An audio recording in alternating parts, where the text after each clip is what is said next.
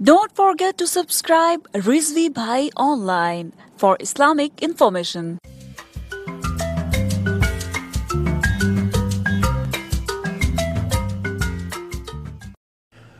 اعوذ باللہ من الشیطان الرجیم بسم اللہ الرحمن الرحیم۔ رضوی بھائی آن لائن .com کی جانب سے میں ہوں محمد اقبال رضوی، اور آج ایک بہت ہی اہم مسئلے کے اوپر گفتگو ہوگی، اور یہ گفتگو تقریباً 3-4 گھنٹے کی گفتگو پر مشتمل مختلف ایپیسوڈ کے اوپر یہ گفتگو ہوگی۔ آج مختصراً یہ کوشش کروں گا کہ اس ایپیسوڈ کو کلوز کروں، اور میرا جو ارادہ ہے وہ یہی ہے کہ اس کو 4-5 قسطوں میں ڈیوائیڈ کیا جائے۔ اس مسئلے کو سنی اور غیر مقلدین کے درمیان میں بہت زیادہ لے کر کے جھگڑا ہو رہا ہے۔ میں گروپس میں دیکھو، ہر جگہ پہ دیکھو،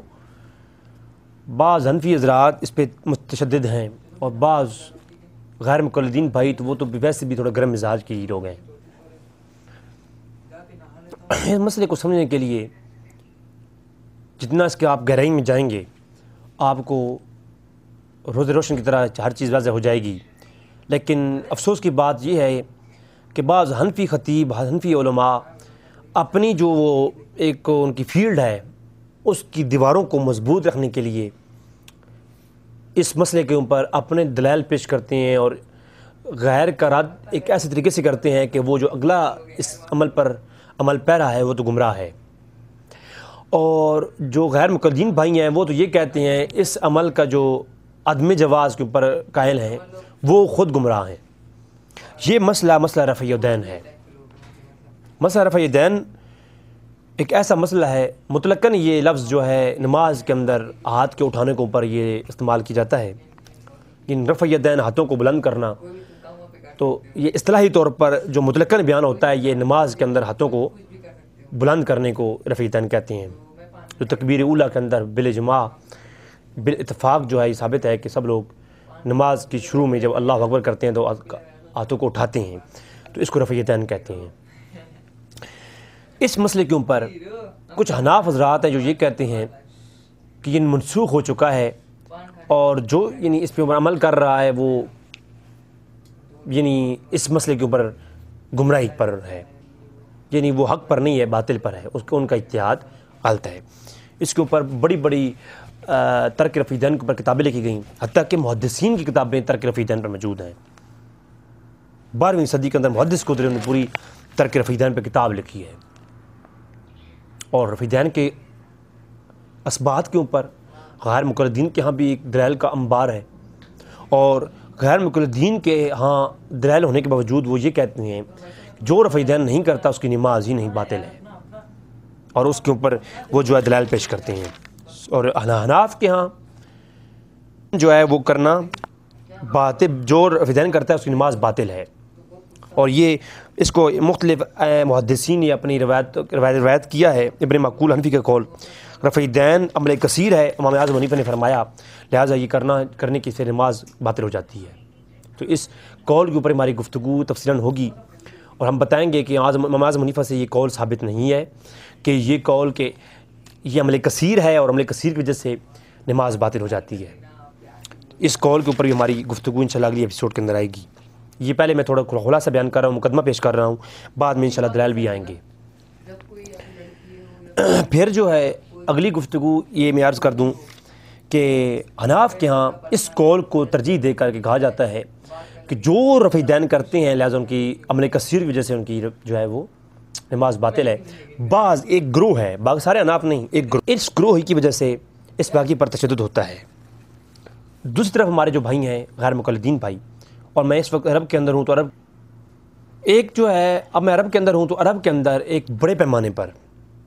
یہ عقیدہ پھیلایا جا چکا ہے، اور تمام تر لوگ جو ہے وہ رفع یدین کرنے کی قائل ہیں۔ اور میں نے جب کئی عرب کے بڑے بڑے علماء سے ملا، ان سے میں نے پوچھا کہ آپ رفع یدین کرتے ہیں، آپ کیوں کرتے ہیں؟ وہ کہتے ہیں ہم اس لیے کرتے ہیں کہ ہم حملی ہیں، میں عرب کی بات کر رہا ہوں تو زیادہ اس پہ کلام نہیں کرنا چاہتا، تو وہ کہتے ہیں ہم حنبلی ہیں، ہم غیر مقلد نہیں ہیں، ہم امام احمد بن حنبل کی تقلید کرتے ہیں، لہذا وہ رفع یدین کے قائل ہیں تو ہم بھی کرتے ہیں، ان کے ہاں دلائل موجود ہیں۔ بات یہ ہے کہ رفع دین جو ہے یہ مسئلہ مختلفی ہے، اور مسئلہ مختلفی کے اوپر میری آلریڈی حناف کی کئی اعتقاد اور مسائل کی تھوڑی جو ہے نا ان کی زیادتیوں کو رد کرتے ہوئے میرے اس پہ گفتگو آ چکی ہیں، اور مسئلہ مختلفی کے اوپر داڑھی کے عنوان پر، موسیقی کے عنوان پر میں گفتگو کر چکا ہوں، اور میں نے اصول سارے مسئلہ مختلفی کے بیان کر دیے ہیں حناف کی ہی کتب سے۔ اب اس مسئلے کے مختلفی کو حناف اور غیر مقلدین کے مابین اصولی بنانے کے لیے یہ تھوڑا جو تشدد کیا جاتا ہے، اس پہ بات کرنے سے پہلے میں آپ کو بات بتاتا چلوں کہ حناف کے اندر دو بڑے طبقے ہمیشہ سے رہے ہیں۔ ایک وہ طبقہ جو ہے تو حنفی، لیکن امام اعظم حنیفہ کے بعض مسائل میں وہ اختلاف رکھتے ہیں،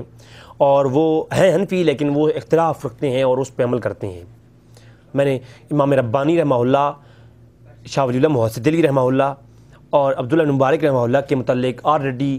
ایمان ابو طالب کے عنوان پر گفتگو کرتے ہوئے شروع کے باب میں وہ چیزیں بیان کر دی ہیں۔ ایک طبقہ حناف کا وہ ہے جو رفع دین کے مسئلے میں اس کو منسوخ سمجھتا ہے اور اس پہ تشدد کا قائل ہے، اور ایک طبقہ وہ ہے جو اس پہ تشدد نہیں کرتا، بلکہ یہ کہتا ہے کہ جو رفع دین کرتے ہیں وہ بھی حق پر ہیں، ان کی نماز بھی ٹھیک ہے، اور ایک جو ہے جو ہم رفع دین نہیں کرتے تو ہماری نماز بھی ٹھیک ہے، اور رفع دین کرنے والے امام کے پیچھے بھی نماز ٹھیک ہے۔ اس کے اوپر حناف کی جو دوسرا طبقہ ہے، اسی کے اوپر آج ہم بات کریں گے۔ منسوخ اور ناسخ سمجھنے والے اور متشدد لوگوں کے بیانات آپ کو کثیر مل جائیں گے، اس کے اوپر بات کرنے کی ضرورت نہیں ہے۔ سب سے پہلے ایک کتاب جو کہ آپ کو کسی مکتبے کے آپ جائیں گے تو آپ کو مل جائے گی، 4 رسالوں کا مجموعہ کتاب ہے رفع دین کے اوپر، اربع کتب فی رفع دین و عدم فساد الصلاۃ بہ، یہ کتاب ہے۔ تعارف ایک ہمارے بھائی نے کروایا ہے، میں کوشش کروں گا کہ ان کا کلپ یا ان کی وہ وہاں پر لگا دوں تھوڑا سا۔ اربعۃ کتب فی رفع الیدین وعدم فساد الصلاۃ بہ، کہ 4 کتب رفع یدین کے حکم میں۔ رفع یدین جو نماز میں ہم کرتے ہیں تکبیر تحریمہ کے علاوہ جو مسئلہ ہے اس کے اوپر بولا جاتا ہے مطلق رفع الیدین، اور رفع یدین کرنے سے نماز فاسد نہیں ہوتی۔ یہ جو 4 کتب ہیں ان کا ایک قصہ ہے۔ بعض حنفی حضرات یا سلفی حضرات جواز یا عدم جواز رفع دین کے اوپر نماز کے بطلان کا حکم لگاتے ہیں، جو کہ بہت بڑا ایک المیہ ہے۔ اب اس کتاب جو اربع کتب یعنی 4 کتابیں جمع کی گئیں فی رفع دین کے بارے میں، وہ عدم فساد الصلاۃ بہ، کہ نماز کے عدم میں صلاۃ کے اوپر 4 نام پہلے یاد رکھ لیں۔ حنفی امام جو کہ متشدد تھے اور رفع دین کے منسوخ ہونے اور امام اعظم حنیفہ کے جو وہ قول ہے اس پہ عقیدہ رکھنے والے شخص تھے، ان کا نام تھا قوام الدین ابی حنیفہ امیر کاتب الاتقانی الحنفی، جن کا سن وفات 685 سے 758 یعنی 685 میں پیدا ہوئی ہے اور 758 میں آپ وفات ہیں۔ یہ وہ حنفی عالم تھے جو رفع دین کو منسوخ سمجھتے تھے اور رفع دین کرنے والے امام کے پیچھے نماز پڑھنے کو باطل سمجھتے تھے۔ اور دوسرے عالم تقی الدین علی بن عبد الکافی سبکی شافعی، امام سبکی کا نام ہر کسی نے سنا ہے، تو امام سبکی ہیں جن کا سن وفات 756 ہجری ہے، ان کی سن پیدائش جو ہے وہ 683 ہے، تو یہ شافعی ہیں۔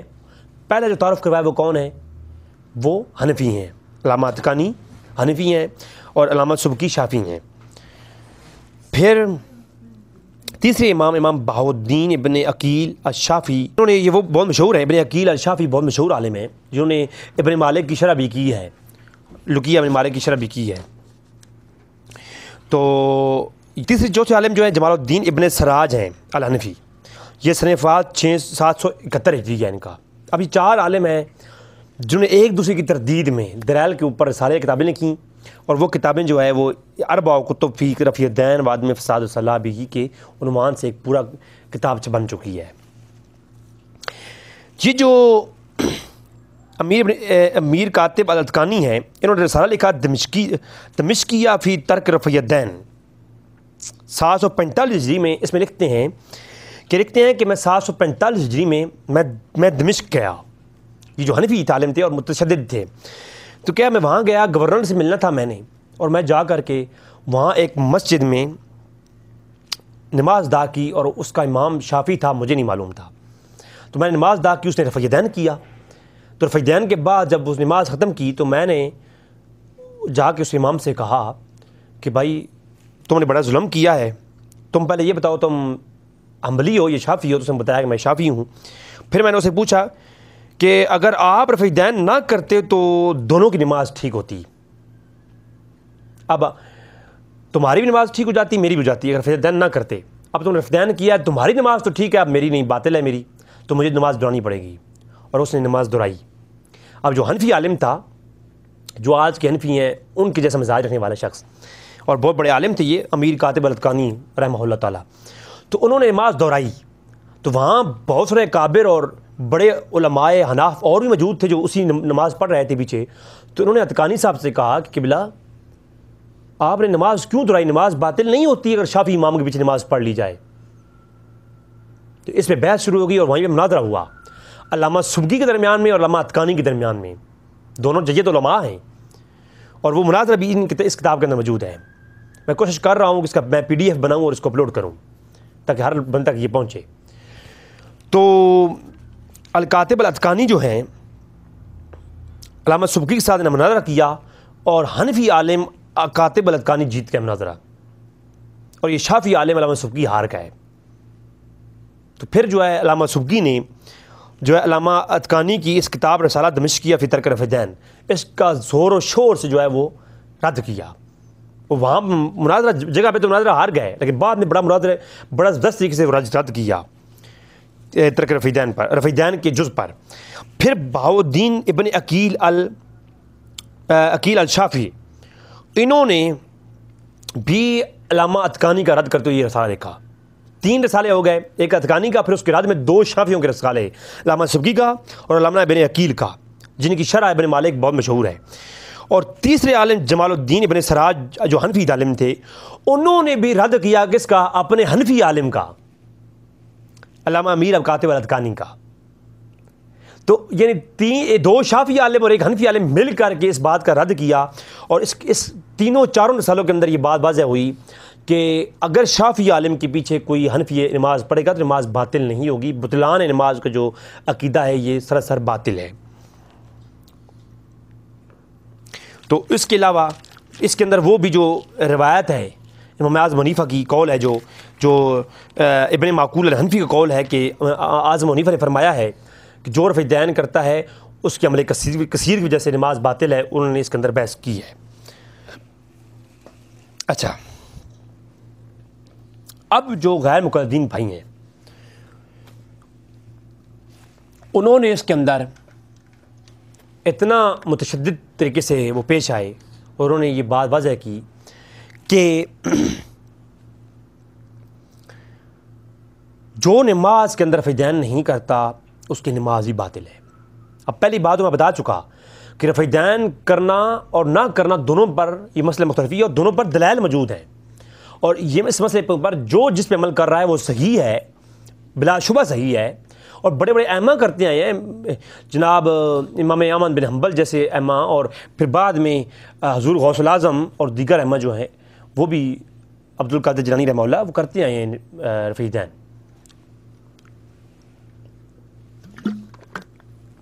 اچھا، اب جو ہے رفع الدین کا جو جواز رکھتے ہیں بھائی، وہ حنفیوں کی نماز باطل کرتے ہیں۔ اب اس کے اوپر تھوڑی بات ہوگی انشاءاللہ، دلائل بھی آتے رہیں گے ساتھ ساتھ۔ اب پہلی بات تو یہ ہے کہ ہمارے بھائیوں جو ہیں غیر مقلدین بھائی، ان کے ذہنوں میں ایک یہ آج کل کے دور میں ایک نیا شبہ ڈالا گیا ہے، اور وہ شبہ یہ ہے کہ جو کچھ بخاری مسلم میں ہے وہی حق ہے، یا جو بخاری میں ہے اس پہ آنکھیں بند کر کے مان لو، باقی کتب روایات کے اندر جو روایتیں ہیں وہ نہیں، ان کو چھوڑ دو۔ تو یہ جو اصول ہے یہ من گھڑت اور یہ شریعت کے اندر بدعت ہے، اور ایسی بدعت ہے کہ بدعت سیاح ہے۔ میں اعلان کہہ رہا ہوں، شریعت کے اندر جو یہ کہے کہ فلاں امام کی شرطوں پر اکٹھی کی گئی حدیثیں وہی قابل قبول ہیں، باقی محدثین جو ان سے پہلے گزرے، جو ان کے بعد میں آئے، انہوں نے جو روایات اکٹھی کی ہیں، حدیثیں اپنی شرائط پر اکٹھی کی ہیں، وہ نہیں لی جائیں گی۔ یہ حدیث رسول کو لینے میں اور نہ لینے میں یہ ایک بدعت ہے جو شریعت کے اندر پائی جاتی ہے، اور حضور نے فرمایا کل بدعت ضلالہ و ضلالۃ فی النار۔ اگر بخاری ہی کو لینا ہے اور باقی کو چھوڑنا ہے، حالانکہ یہ اصول کہیں کا نہیں ہے، اگر یہ اصول لینا ہی ہے تو میں یقین سے کہتا ہوں کہ یہ بالکل باطل اعتقاد ہے۔ کسی نے یہ نہیں گھڑا، یہ سب سے پہلے میں نے وہ بھی اہل حدیث سارے نہیں، چند ایک اہل حدیث بھائیوں سے یہ میں نے سنا ہے۔ وہ یہ جب دیکھیں کہ اگر ایسے ہی کرنا ہے تو بخاری کے اندر تو بہت کچھ ایسی چیزیں ہیں، حضور نے خودکشی کرنے کی کوشش کی، بخاری کے اندر روایت موجود ہے، کیا اس کو مانیں گے؟ ہم نہیں مانیں گے، کیونکہ وہ ایک عام بخاری کے اندر سینکڑوں ایسی تعلیقاً روایتیں موجود ہیں جو کہ بالکل ضعیف ہیں، جو ہے تابعین کے اقوال موجود ہیں جو کہ ضعیف ہیں، تو وہ سارے لیے جائیں گے، تو پھر مطلب بخاری ہی کی ساری چیزوں کو لینا ہے۔ بخاری ہمارا ایک عالم، ایک محدث تھے، اور انہوں نے اپنی شرائط جو ہے اکٹھی کی اور اپنی شرائط کے ایک اصول بنایا، اپنا ایک قانون خود بنایا، اور اس قانون کے اوپر انہوں نے پیمانے پر چند جو ہے روایات کے پورے ذخیرے میں سے ایک چند کی روایتیں اکٹھی کی اور اس کو بخاری میں لکھ دیا۔ تو اسی طرح بخاری کے علاوہ بھی محدث ہیں، تو ہر محدث کی ہر روایت دیکھی جاتی ہے، اس کو صحیح یا ضعیف ہے اس کو دیکھا جاتا ہے، اور پھر اس کو لیا جاتا ہے، اس سے احتجاج کیا جاتا ہے۔ امام بخاری نے صحیح بخاری کے اندر باب قائم کیا، باب بول قائمن کے لفظ کے ساتھ، کہ پیشاب کھڑے ہو کر کرنے کے باب بیان میں، اور اس کے اندر جو روایت لاتے ہیں وہ یہ لاتے ہیں کہ حضور نے کھڑے ہو کر پیشاب کیا۔ اب یہ روایت صحیح بخاری میں موجود ہے۔ اب وہ یہ بتائیں، اب اسی طرح صحیح مسلم کے اندر عائشہ سے روایت ہے کہ جس نے یہ کہا کہ رسول اللہ صلی اللہ علیہ وسلم نے کھڑے ہو کر پیشاب کیا، تو کوئی اس بات کو صحیح نہ مانے، یہ بات جھوٹ ہے۔ اب مجھے بتائیں، امام مسلم شاگرد ہیں امام بخاری کے، وہ یہ روایت لاتے ہیں کہ عائشہ فرماتی ہیں بیٹھ کے پیشاب حضور نے کیا ہے، جب بھی کیا ہے، جس نے یہ کہا حضور نے کھڑے ہو کے پیشاب کیا، اس نے یہ سچ نہیں کہا۔ اور جبکہ ادھر جو ہے امام بخاری لاتے ہیں کھڑے ہو کے حضور نے پیشاب کیا، سامنے ادھر بھی نکل کیا۔ تو اب بخاری کے اندر بیٹھ کے پیشاب کرنے کی ایک روایت بھی نہیں ہے۔ اگر بخاری ہی کی ہر بات صحیح ہے تو پھر کھڑے ہو کے پیشاب کرنا چاہیے، اور پوری امت آج بیٹھ کے پیشاب کرنے کو سنت سمجھتی ہے۔ تو کوئی کہتا ہے کہ کھڑے ہو کے پیشاب کرنا سنت ہے، سب کہیں گے جی، بچہ کہے گا بیٹھ کے پیشاب کرنا سنت ہے۔ پانی پینے کے متعلق سارے محدثین جو ہے وہ بیٹھ کے پانی پینے کے بارے میں بیان لائے ہیں۔ امام بخاری نے اپنی صحیح بخاری کے اندر پانی کھڑے ہو کے حضور نے پیا، یہ روایت لائے ہیں۔ تو اب سنت کیا ہے؟ سنت وہ ہے یا یہ ہے؟ تو یا تو یہ کہیں کہ دونوں سنتیں ہیں، یا یہ کہیں کہ سنت وہ ہے جس پر تواتر کے ساتھ عمل ہو رہا ہے، بیٹھ کے پانی پینا چاہیے، جو مسلم لائے اور باقی نسائی اور ترمذی میں ہے۔ تو اس کا مطلب یہ ہے کہ امام بخاری جو اس روایت کو لائے ہیں اس کو لیا نہیں جاتا، اس کو سنت نہیں سمجھا جاتا، یہ سنت نہیں ہے۔ عمل حضور کا ہے، حضور کا عمل ہے، لیکن اسے سنت متواترہ یا سنت نہیں کہتے، بلکہ ایک وقت کے اندر جواز کے طور پر پینے کے لیے حکم ہے۔ کہیں مسئلہ بنا ہوا، وہ پریشانی میں کوئی بیماری ہو تو پھر کھڑے ہو کر پیشاب کرنا جواز کا موجود ہے، یا پانی کھڑا ہو کر پینا کوئی مسئلہ ہو تو کھڑے ہو کر پی سکتے ہیں، جواز موجود ہے۔ لیکن سنت متواترہ کیا ہے؟ بیٹھ کے پانی پینا اور بیٹھ کے پیشاب کرنا، جو کہ بخاری روایت نہیں لائے ہیں۔ اسی طرح اور بخاری کے اندر کئی ایسی روایت میں مثالیں پیش کر سکتا ہوں، لیکن آتے ہیں اپنے مسئلے کے اوپر، مسئلہ رفع یدین کے اوپر۔ ناظرین، مسئلہ رفع یدین، اس کے ترک پر جو روایتیں موجود ہیں وہ اگلے ایپیسوڈ کے اندر لاؤں گا۔ اس کے جو کرنے کے اوپر روایتیں موجود ہیں ان کے اوپر بات ہوگی۔ سب سے پہلے ایک بات سمجھ لیں کہ اصول حدیث میں میری لیکچرز کافی اپلوڈ ہوئی ہیں، میں نے ان چیزوں کے اندر کہیں نہ کہیں میں نے ضعیف روایات کیا ہوتی ہیں اور ضعیف روایت کا حکم کیا ہے، اس عنوان پہ جو میرا گھنٹے کا لیکچر اپلوڈ ہوا اس کے اندر میں نے ایک بات بتائی تھی کہ روایت مضطرب کیا ہوتی ہے۔ جب کسی روایت میں اضطراب پایا جائے تو وہ روایات ضعیف اقسام میں کس درجے تک لی جاتی کب ہوتی ہے، اس کے اوپر میرے ایک مکمل گفتگو ہوئی تھی۔ آج میں المختصر اسی عنوان کو ٹچ کروں گا کہ جو رفع دین کے کرنے کے اوپر روایتیں موجود ہیں ان کے اندر شدید اضطراب ہے۔ پہلی بات میں اپنی موقف بتا چکا ہوں، میں خود وہ ائمہ کے پیچھے نماز پڑھتا ہوں جو رفع دین کرتے ہیں، عرب کے اندر سارے مسئلوں کے اندر امام رفع دین کرتے ہیں، اور میں تو ان کے پیچھے نماز پڑھتا ہوں اور میں اس کو ٹھیک سمجھتا ہوں کہ رفع دین کے قائل امام کے پیچھے نماز جب اس کا جواز موجود ہے، حناف کے اکابرین سے جواز موجود ہے، وہ انشاءاللہ الگ کلپ بن جائے گا پھر۔ اچھا، اب رفع دین کی جو کرنے کے اوپر روایتیں موجود ہیں، اب ان بھائیوں سے گزارش ہے کہ آپ اپنی روایتوں کو دیکھو۔ آپ یہ جو رفع دین کرتے ہو، سجدے میں جاتے ہوئے، رکوع میں جاتے ہوئے، رکوع سے اٹھتے ہوئے اور رکوع میں جاتے ہوئے، جو آپ 4 مقامات کا رفع دین ہے شروع میں، تو یہ 4 مقامات کا رفع دین آپ جو ہے کسی ایک روایت سے ثابت کر کے دیں۔ آپ کوئی روایت وہاں اٹھائیں گے اس میں کچھ ہوگا، کوئی روایت وہاں سے اٹھائیں گے اس میں کچھ ہوگا، جب سب کو ملائیں گے تو پھر تو رفع دین بنے گا گاں رفع دین شروع میں، رکوع میں جاتے ہوئے، رکوع سے اٹھتے ہوئے،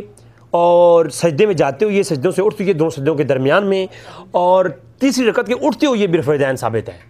اگر آپ ساری روایتوں سے کچھ لیں گے تو پھر یہ سارے مقامات پر رفع دین جو ہے وہ تمام جگہوں پر رفع دین ثابت ہے۔ تو دوستو، رفع دین کا جو مسئلہ ہے، اگر آپ اس طرح کی روایتوں پر بخاری، مسلم، ان چیزوں کو دیکھو گے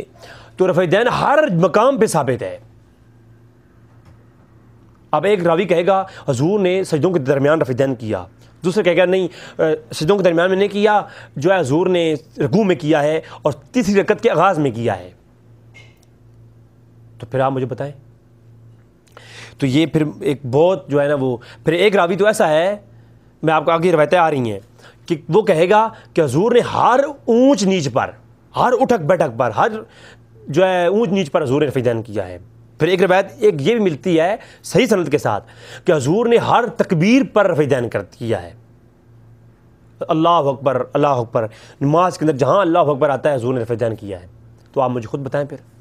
کس روایت کو آپ لیں گے؟ تو شدید اضطراب کا شکار ہیں رفع دین کی جواز کے اوپر جو روایات ہیں۔ تو ایک تو یہ بات، پھر دوسرا اصول محدثین کا یہ بھی سمجھ لیں، جو اضطراب کی روایات ہوتی ہیں وہ ضعیف ہوتی ہیں، ان سے وہ قابل احتجاج نہیں ہوتی۔ پھر تیسری بات یہ بھی سمجھ لیں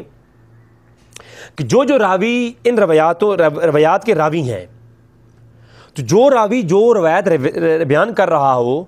اگر اس کا اپنا عمل اس روایت کے خلاف ہے تو اس کو روایت کو منسوخ سمجھا جاتا ہے، اور جس پر وہ عمل کر رہا ہے اس کو لیا جاتا ہے۔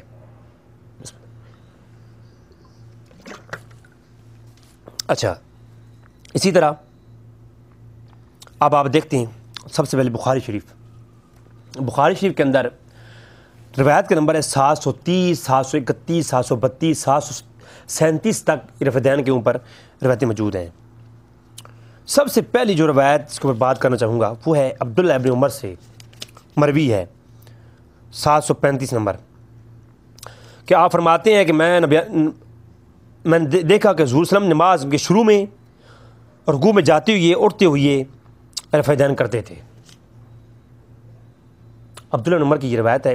جو کہ رفع دین کے کرنے کے اوپر بخاری سے پیش کی جاتی ہے۔ راوی کون ہے؟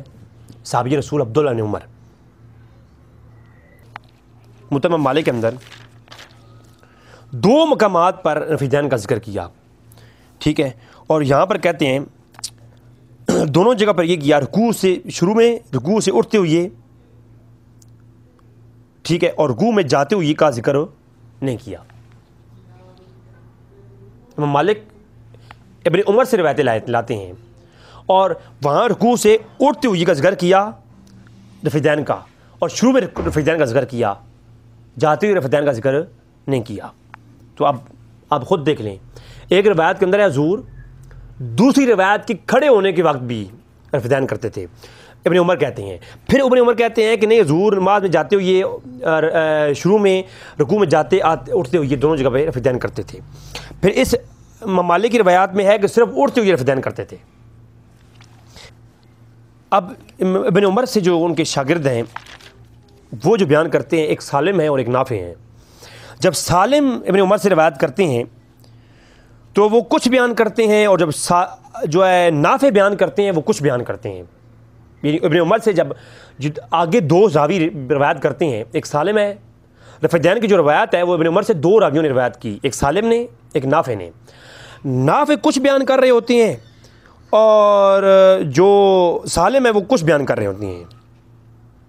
یعنی موقوف ہے, یعنی موقوف روایت وہ ہوتی ہے جو کہ حضور کا عمل نہ ہو, صحابی کا اپنا استدلال ہو اور صحابی کا عمل ہو, اس کو روایت جو ہے وہ صحابی تک پہنچتی ہو تو اس کو موقوفاً روایت کہتی ہیں. مرفوعاً روایت وہ ہوتی ہے جو حضور کا عمل بیان کیا گیا ہو, تو یعنی صحابی کا عمل نہ ہو, وہ روایت حضور تک پہنچتی ہو تو اس کو مرفوعاً روایت کہتی ہیں. یعنی ایک صحابی کہتا ہے, ایک تابعی کہتا ہے میں نے صحابی سے سنا, صحابی کہتا ہے کہ رسول نے یہ عمل کیا, یہ مرفوع روایت ہے. اور ایک تابعی کہتا ہے میں نے صحابی کو کرتے ہوئے دیکھا, یا ایک صحابی کہتا ہے کہ میں نے ایسا کیا, یا ایک صحابی یہ کہتا ہے کہ میں نے دوسرے صحابی کو کرتے ہوئے دیکھا وہ اس طرح کرتے تھے, تو یہ روایت موقوف ہوگی, ایک روایت مرفوع ہوگی. تو روایت مرفوع کے مقابلے موقوفاً ہے, اور بعض جگہوں پر نافع نے کہا کہ یہ مرفوع ہے. تو یعنی نافع اور سالم کے مابین اس کے روایت کرنے میں اختلاف ہے, کوئی کہتا ہے یہ مرفوع ہے, کوئی کہتا ہے یہ موقوف ہے. تو اس روایت کے اندر کتنا ہر طرح کا اضطراب موجود ہے. تو جو قوی قول ہے وہ یہی ہے کہ یہ عبداللہ بن عمر کا اپنا قول ہے, اپنا عمل ہے کہ رفع دین جو ہے وہ رکوع میں جاتے ہوئے کرو اور اٹھتے ہوئے کرو, رسول صلی اللہ علیہ وسلم سے ثابت نہیں ہے. جو بخاری کی روایت رسول صلی اللہ علیہ وسلم میں بیان کی جاتی ہے وہ روایت اصل میں موقوفاً ہے, تو وہ جو ہے عبداللہ بن عمر کے جو شاگرد ہیں سالم, انہوں نے بیان کرتے ہوئے غلطی کی ہے. پھر امام ابن داؤد سنن ابن داؤد کے اندر یہ جو بخاری کی روایت ہے کہ عبداللہ بن عمر فرماتے ہیں کہ حضور رکوع میں جاتے ہوئے اور اٹھتے ہوئے رفع دین کرتے تھے. اس روایت کو امام ابو داؤد 740 نمبر روایت میں کتاب الصلاۃ سنن ابو داؤد کے اندر رفع دین کے بارے میں لائے ہیں, اور کہتے ہیں عبداللہ بن عمر کی جو روایت ہے کہ عبداللہ بن عمر نے فرمایا کہ حضور جب رفع دین کرتے تھے رکوع میں جاتے ہوئے اور رکوع سے اٹھتے ہوئے, تو یہ لا مرفوع کہ یہ مرفوع عمل ثابت نہیں ہے, غازہ موقوف علی ابن عمر ہے کہ ابن عمر تک یہ عمل موقوف ہے. یعنی ابن عمر کی جو روایت ہے یہ مرفوع نہیں بلکہ کیا ہے, امام بخاری کی شاگرد ابو داؤد سنن ابو داؤد کے اندر کہتے ہیں کہ یہ ابن عمر کی روایت اصل میں یہ موقوف ہے, ابن عمر کا اپنا قول ہے, اپنا عمل ہے, یہ رسول صلی اللہ علیہ وسلم کی حدیث نہیں ہے. پھر امام ابن حجر عسقلانی فتح باری شرح بخاری کے اندر جلد نمبر 2 کے اندر امام ابن دارالقطنی کے حوالے سے نقل کرتے ہیں, کہتے ہیں دارالقطنی نے علل کے اندر کہا ہے کہ اس روایت کے اندر مرفوع اور موقوف میں اختلاف ہے, لہٰذا یہ روایت عبد اعلیٰ کا قول ہے, عبد اعلیٰ کا قول ہے, نہ کہ یہ جو ہے مرفوع ہے, بلکہ یہ قول ہے عبد اعلیٰ کا, اور یہ صحیح حکم یہی ہی ہے. ابن حجر نے مکمل تحقیقات کے بعد بتایا ہے کہ ساری روایات کو دیکھنے کے بعد معلوم ہوتا ہے کہ ابن عمر والی جو روایت ہے وہ روایت ابن عبد اعلیٰ کا قول ہے, نہ کہ یہ جو ہے مرفوع روایت ہے, لہٰذا یہ روایت مرفوع نہیں ہے. اب جو ہے اس کو مکمل دیگر ائمہ نے بھی یہی اسی طرح سے اس پہ بحث کی ہے, امام بدر الدین عینی اور دیگر نے بھی, لیکن میں مختصراً یہاں پر ہی اکتفا کر رہا ہوں, ورنہ ارشاد ساری شرح بخاری وغیرہ بھی میں پیش کر سکتا ہوں اسی عنوان پر. اچھا, مصنف ابن ابی شیبہ کی طرف آتے ہیں. اب بخاری کے استاد ہیں امام ابن ابی شیبہ, تو ان کی کوئی ویلیو نہیں ہے جناب, صرف ان کی روایت کو چھوڑ دیا جائے گا, نہیں. اب روایت کی سند میں بات ہوتی ہے, روایت کے تزلزل کو دیکھا جاتا ہے, روایت کے اضطراب کے اوپر بحث ہوتی ہے, پھر روایت کے اوپر حکم ہوتا ہے. یہی کام فقہا کا ہے, جس نے فقہا کے ماننے کا انکار کیا وہ ہمیشہ گمراہی میں گیا, وہ روایت کے تزلزل کے اندر پھنس گیا, کیونکہ ایک ایک عنوان پر سینکڑوں روایتیں موجود ہیں اضطراب کے ساتھ. تو یہی احسان امت پر تو فقہا امام اعظم حنیفہ, امام مالک, شافعی اور امام احمد کا ہے, جنہوں نے اضطراب اور روایات اور تمام روایات کو سامنے رکھ کر کے ہمیں بتایا ہے کہ ان میں کس پہ عمل کرنا ہے اور کس پہ نہیں کرنا. تو امام ابن ابی شیبہ مصنف ابن شیبہ کے اندر ایک باب قائم کرتے ہیں اپنی سجدوں کے مابین رفع دین. اس کے اندر کہتے ہیں ابن عمر جب پہلے سجدے سے سر اٹھاتے تو بھی رفع دین کرتے تھے, یعنی سجدوں کے مابین رفع دین کا ثبوت ابن عمر سے ثابت ہو گیا. اب بخاری کے اندر روایات ہیں حضور سجدوں کے اندر رفع دین نہیں کرتے تھے, جبکہ ابن عمر جو کہتے ہیں حضور رکوع میں اٹھتے جاتے رفع دین کرتے تھے. اب ان سے ثابت ہو گیا کہ سجدوں کے مابین بھی رفع دین ثابت ہے. اسی راوی اسی صحابی رسول ابن عمر سے۔ اب اگر عبداللہ ابن مسعود والی روایت کو لیا جائے کہ ترک رفع دین میں ثابت ہے کہ صرف حضور پہلے ہی رفع دین کرتے تھے پھر کوئی رفع دین، عبداللہ ابن مسعود پہلے رفع دین کرتے تھے پھر کہیں بھی رفع دین نہیں کرتے تھے، تو کیا ہم یہی کہیں جناب کہ یہ بھی سنت ہے وہ بھی سنت ہے؟ تو بعض ہمارے غیر مقلدین بھائی کہتے ہیں نہیں، وہ جو ہے نا ترک رفع دین جو ہے کرنا یہ باطل بطلان نماز کا باعث ہے، یعنی نماز سے باطل ہو جاتی ہے، یہ ٹھیک نہیں ہے، صرف رفع دین کرنا چاہیے۔ تو یہ سوال ہم غیر مقلدین بھائیوں سے کرتے ہیں کہ صحیح سند کے ساتھ ثابت ہے کہ عبداللہ ابن عمر سجدوں کے مابین بھی رفع دین کرتے تھے، تو آپ نے اس کو کیوں چھوڑ دیا؟ تو وہ آپ کہتے ہیں کہ نہیں، بخاری کے اندر موجود ہے کہ رفع دین سجدوں کے مابین نہیں کی کرتے تھے، تو میں نے کہا اگر بخاری کے اندر موجود ہے تو مسلم کے اندر موجود ہے کہ عبداللہ بن مسعود جو ہے وہ رفع دین نہیں کرتے تھے، جیسا آپ کے پاس وہ روایت ہے اس پر آپ عمل کر کے رفع دین سجدوں والا نہیں کرتے، آپ کی نماز ہو جاتی ہے۔ اسی طرح حنفی حضرات عبداللہ بن مسعود والی روایت پہ عمل کر کے وہ صرف پہلی تکبیر کے اندر جو ہے وہ رفع دین کرتے ہیں، باقی نہیں کرتے، تو ان کی نماز بھی ہو جاتی ہے۔ اگر حنفیوں کی باقی رفع دین رکوع والے نہ کرنے پر نماز نہیں ہوتی، تو آپ کا سجدوں کے مابین رفع دین نہ کرنے پر آپ کی نماز بھی نہیں ہوتی، کیونکہ آپ نے کیوں چھوڑا ہے بھائی؟ سند رسول نہیں ہے، ثابت نہیں ہے، روایات میں نہیں ہے۔ میں سند صحیح کے ساتھ پیش کرتا ہوں، میں سند صحیح کے ساتھ رکوع والے جو رفع دین ہے وہ نہیں، اس سے زیادہ بہتر یہ ثابت کر سکتا ہوں کہ حضور رفع دین سجدوں میں کرتے تھے۔ اور اس کو البانی نے اپنی نماز نبوی جو کتاب رسالہ لکھا اس کے اندر اس کی روایت کو سند صحیح کے ساتھ بیان کیا ہے، اور کہا ہے سند صحیح ہے نماز نبوی کے صفحہ 160 پر۔ اور پھر البانی نے تو حکم لگایا ہے، البانی نے کہا مسلم ابن شیبہ کی تخریج میں بھی لکھ سکتے ہیں، اور کہا انس بن مالک، عبداللہ ابن مالک، عبداللہ ابن عمر، نافع ابن سیرین، طاؤس، حسن بصری اور ابو ایوب سقفیانی، یہ تمام جو جلیل القدر صحابی ہیں اور تابعین ہیں، یہ تمام کے تمام سجدوں کے مابین رفع دین کرنے کے قائل ہیں۔ اب مجھے بتائیں اگر یہ عمل غلط ہے تو بڑے بڑے تابعین اپنی آخری عمر تک رفع دین سجدوں کے مابین کرتے آئے ہیں، تو سجدوں کے مابین رفع دین ثابت ہے سر، اور آخری حضور کی وفات کے بعد بھی صحابہ رسول اس پہ عمل کرتے رہے۔ میں ثابت کرتا ہوں، میں ثابت کروں گا یہ بات، اور آج آ جائے گی گفتگو میں، آ بھی جائے گی۔ تو وہ کیوں چھوڑ دیا غیر مقلدین بھائیوں نے؟ ان کی نماز باطل کیوں نہیں ہے؟ ان کی نماز ہو جاتی ہے۔ اگر رفع دین سجدوں والا چھوڑنے سے آپ کی نماز ہو جاتی ہے تو حنفیوں کا وہ بھی نماز بھی الحمدللہ ہو جاتی ہے۔ ابن حزم کی کتاب المحلہ بالاثار، تو آپ ابن حزم کی المحلہ کے اندر جلد نمبر 3 کے اندر یہ بات موجود ہے، ان نافع ان ابن عمر، اب روایت وہی امام مالک والی سند کہ نافع بیان کرتے ہیں ابن عمر سے کہ ابن عمر جو ہے سجدوں میں رفع دین کرتے تھے، اور ساتھ میں ابن حزم نے یہ بھی لکھ دیا المحلہ کے اندر کہ اس کی روایت میں اس کی سند میں کوئی مداخلت نہیں ہے، سند صحیح ہے، سند صحیح ہے۔ نافع نے اس کو بیان کیا ہے، نافع سند صحیح کے ساتھ بیان کرتے ہیں کہ عبداللہ بن عمر جو ہے وہ جو نہیں کرتے۔ اچھا، نافع کہتے ہیں کہ ابن عمر جو ہے سجدوں کے میں رفع دین کرتے تھے، اور اس کی سند جو ہے وہ صحیح ہے، سند صحیح پر حکم لکھا دیا امام ابن حزم المحلہ کے اندر۔ پھر شرح مشکل آثار امام طحاوی کی اٹھائیں آپ، شرح مشکل آثار امام طحاوی جو ہیں وہ یہ کہتے ہیں عبداللہ ابن عمر پر کے بارے میں سند صحیح کے ساتھ روایت موجود ہے کہ عبداللہ ابن عمر ہر اٹھک بیٹھک اونچ نیچ پر رکوع پر سجدہ قیام میں رفع دین کرتے تھے، اور یہی گمان کرتے تھے کہ یہ رسول کا عمل ہے۔ ہاں بھائی،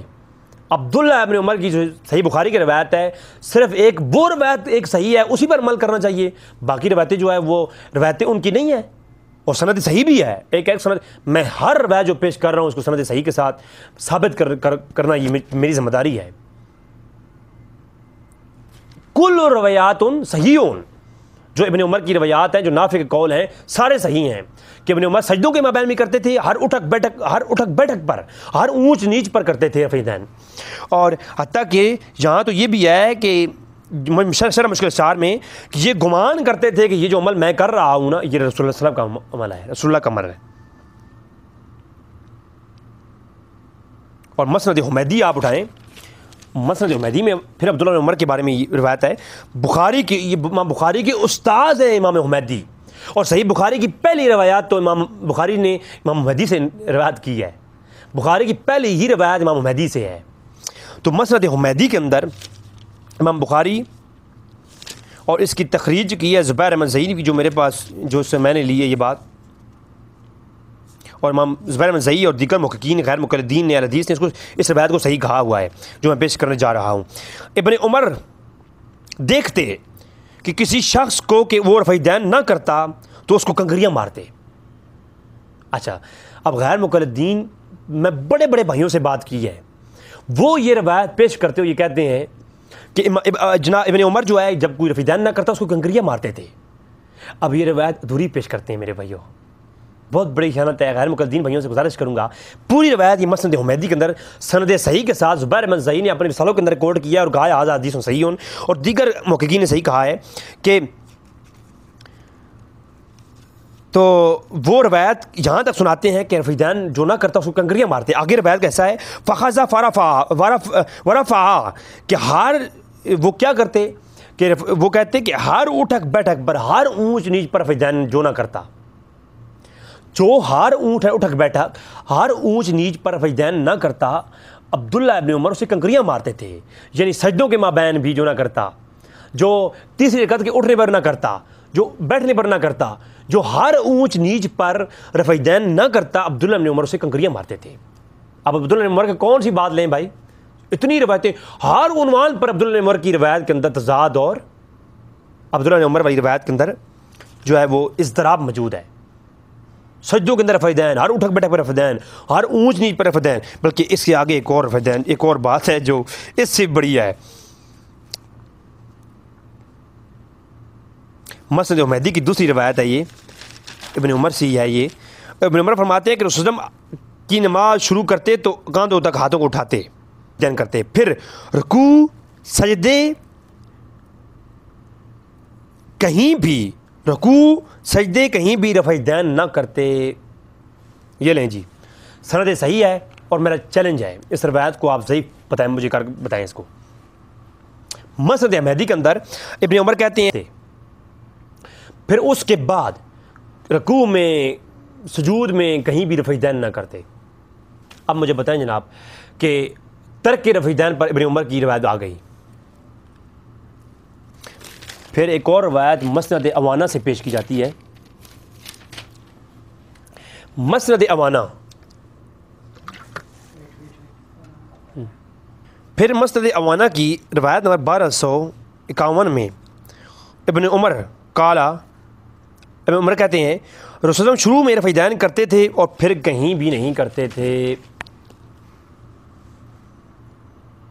اب مجھے آپ بتائیں عبداللہ بن عمر کی کون سی بات مانی جائے؟ ایک صحابی ان سے سند صحیح کے ساتھ، یعنی درجنوں روایتوں میں جو ہے مختلف جو ہے وہ عمل ثابت ہیں، کہیں سجدوں میں کرنا، کہیں سجدوں میں نہ کرنا، کہیں شروع میں کرنا، کہیں ہر اٹھک بیٹھک پر، کہیں صرف رکوع میں جاتے ہوئے اور سجدوں جو ہے تیسری رکعت میں کھڑے ہونے کے۔ آپ مجھے خود بتا دیں پھر۔ اور غیر مقلدین جو ایک بہت بڑے عالم گزرے ہمارے بھائیوں کے، وہ ہیں بدی الدین راشدی، جو کہ زبیر احمد زئی صاحب کے استاد جی ہیں، اور ان کے پاس مسند عوانہ کے اور مسند جو ہے حمیدی کے کلمی نسخے موجود تھے۔ تو وہ اپنی بدی الدین راشدی صاحب، تو وہ ان میں لکھتے ہیں کہ یہ ایک آپ الزام لگایا جاتا ہے کہ یہ مسند عوانہ میں لا کا لفظ جو ہے وہ لگایا گیا ہے، اس میں تعریف کی گئی ہے، پہلے لا کا لفظ نہیں تھا۔ تو یہ بدی الدین راشدی صاحب کہتے ہیں کہ کلمی نسخوں سے میں نے حوالے پیش کر رہا ہوں، مسند حمیدی میں اور مسند عوانہ میں اوریجنل جو کتابیں ہیں ان میں یہی الفاظ ہیں کہ حضور جو ہے وہ پہلا رفع دین کرتے تھے، پھر کہیں بھی رفع دین ہو نہ کرتے تھے۔ پھر مصنف ابن ابی شیبہ کی باب نمبر 5 کتاب الصلاۃ کے اندر حدیث کا نمبر 13، اس باب نمبر 5 کے حدیث نمبر 13 رفع دین کے متعلق یہ ہے، ان مجاہد قال ما رأیت ابن عمر یرفع یدیہ الا فی اول ما بفتح، کہ مجاہد نے کہا کہ میں نے ابن عمر کو دیکھا ہے کہ یرفع یدیہ الا فی اول، کہ نماز کے شروع میں ایک ہی مرتبہ ابن عمر جو ہے وہ رفع یدین کرتے تھے، اس کے علاوہ کہیں رفع یدین نہیں کرتے تھے۔ پھر اسی قول کو شرح معنی یسار امام طحاوی سند صحیح کے ساتھ لائے، ان مجاہد قال ما رأیت ابن عمر یرفع یدیہ الا فی اول امر، یعنی ابن مجاہد کہتے ہیں میں نے ابن عمر کو دیکھا ہے، ان کے پیچھے میں نے نماز پڑھی ہے، ابن عمر کے، وہ اول شروع میں صرف رفع یدین کرتے تھے، پھر رفع یدین نہیں کرتے تھے۔ تو صحابی رسول کا جو اپنا عمل ہے اسی سے احتجاج ہوتا ہے، یہ تمام کے یہاں متفقہ اصول ہے، جو صحابی رسول وہ جو ہے روایات بیان کر رہا ہے ان سے استدلال نہیں ہوتا، تو روایتی بشمار ہے، اضطراب ہے، تو ان کا اپنا عمل کیا ہے، وہ جو ہے مجاہد کہتے ہیں کہ میں نے دیکھا وہ رفع یدین نہیں کرتے تھے۔ سنن الکبریٰ البیہقی کے اندر ابن عمر کا یہی قول یہ موجود ہے کہ ابن عمر جو ہے وہ شروع میں رفع یدین کرتے تھے، پھر کہیں رفع یدین نہیں کرتے تھے، اور یہ روایت ھذا حدیث صحیح، محققین نے تحقیم کرتے ہوئے یہ لکھا ہے۔ اب محدثین کا جو پیٹ رول ہے وہ یہ ہے، محدثین کا پیٹ رول،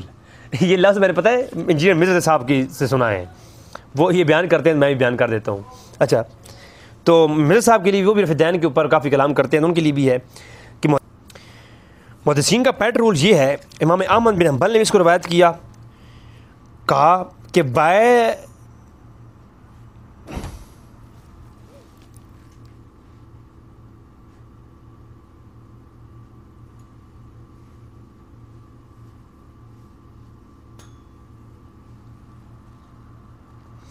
امام احمد بن حنبل نے فرمایا جب ابن عمر اور ابن مسعود کی روایتوں میں اختلاف آ جائے،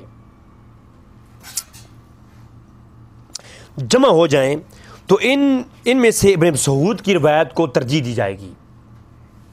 جب ابن عمر کی روایتوں میں اور ابن مسعود کی روایتوں میں اضطراب آ جائے، امام احمد بن حنبل کہتے ہیں، تو پھر جو ہے کیا کیا جائے گا، پھر جو ہے ابن مسعود کی روایت کو لیا جائے گا، کیونکہ المصدق علی الصحیحین کی روایت نمبر 5387 جلد نمبر 3 میں ہے کہ حضور نے فرمایا میری امت کے لیے ابن مسعود جس بات پہ راضی ہے میں محمد اس بات پہ راضی ہوں۔